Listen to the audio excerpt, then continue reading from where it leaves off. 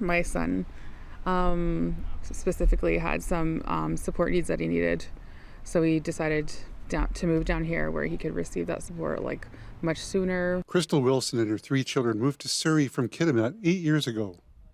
She found the city had better access to resources for her kids, job opportunities, and stable housing. It was an easy choice. Back then, we had like a pretty decent 4-bedroom, and I think we paid $1,300 for it.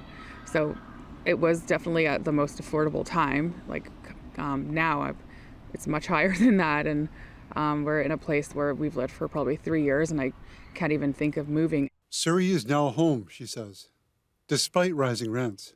It's the reality facing some of the city's 16,000 urban Indigenous residents. Data from the Surrey Urban Indigenous Leadership Committee shows Surrey has one of the largest urban Indigenous populations in BC, and that population is growing.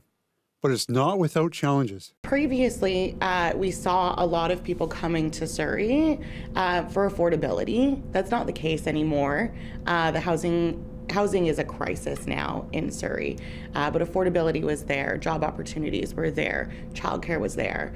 Unfortunately, that's changed quite a bit now with the growth in Surrey. Access to those things is just not the same as it used to be. Painter says families are turning to them for support, but it's difficult to offer adequate help to everyone who is in need. We lack those resources and we lack the infrastructure in the city to do that work.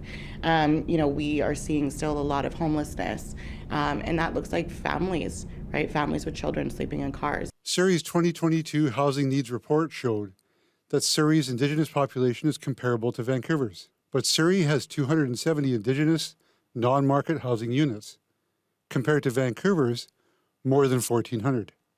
In an email, the City of Surrey says that providing non-market social housing is the responsibility of the provincial and federal governments, but that it partners with them to help provide support.